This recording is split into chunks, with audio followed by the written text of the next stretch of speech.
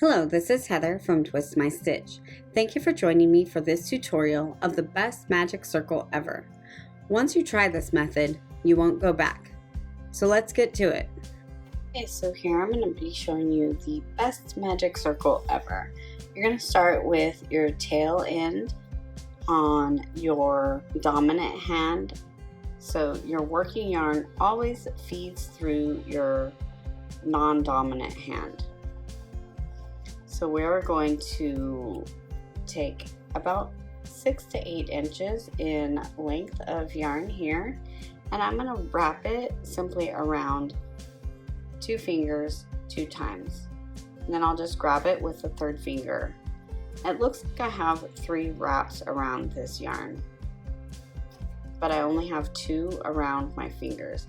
I'm going to go under these 2 loops and under that 3rd one, and I'm going to grab that, and I'm going to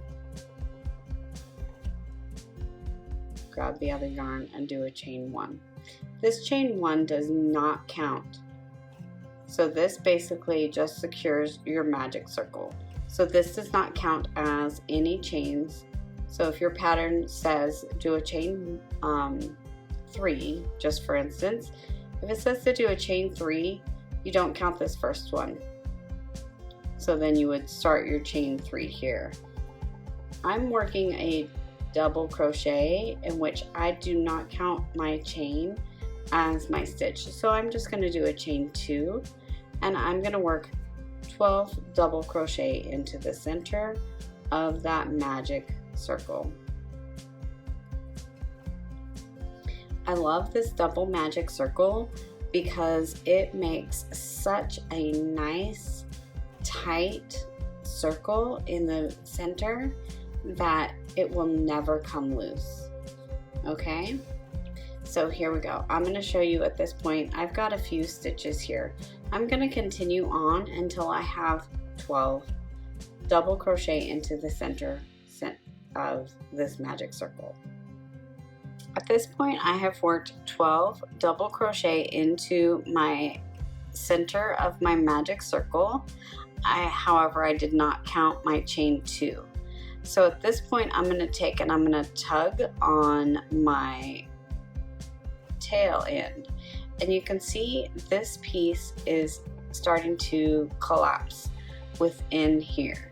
So what I'm going to do is I'm going to pull at this side, the side closest to my chain, and I'm going to pull toward the opposite direction.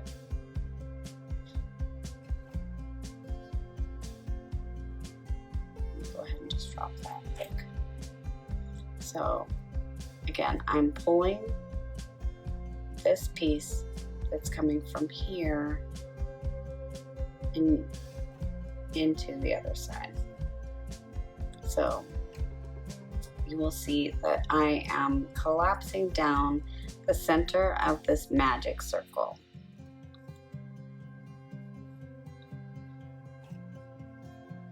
And now it looks like I have a huge mess, right? Well, it's not a huge mess at all.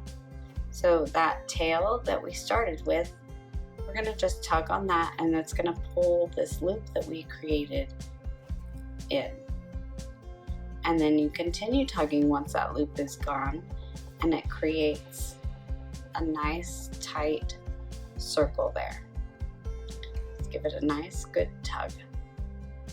And at this point, you could technically just snip this off right here and it would be fine. However, I never trust my yarn, but I know it's never gonna slip, depending upon my yarn. If I'm using really slick yarn, I for sure want to work that in a little bit more. So either you can weave it through or you can crochet over it. I prefer to just crochet over it. So I'm going to work my next row just over top of this tail.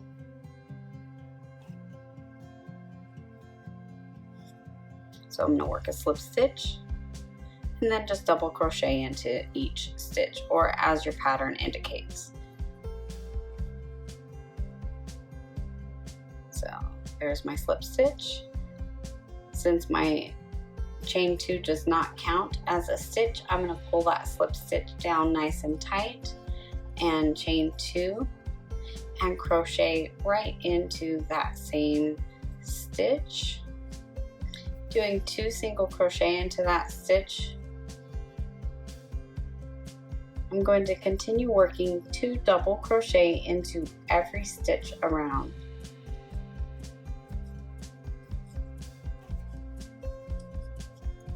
Until I've crocheted over this tail at least 5 to 6 stitches. And at that point, I can cut off that tail with no worries that it's going to come loose in the center. And that's all there is to the best magic circle ever. Comment below if this method is a game changer for you too. Please give this video a like, subscribe to my channel, and click on that bell to get notified of future videos. If you have a video request, send me an email and subscribe to my blog at twistmystitch.com. You can also find me on Facebook, Instagram, and Pinterest. Thank you for watching, and now go twist my stitch.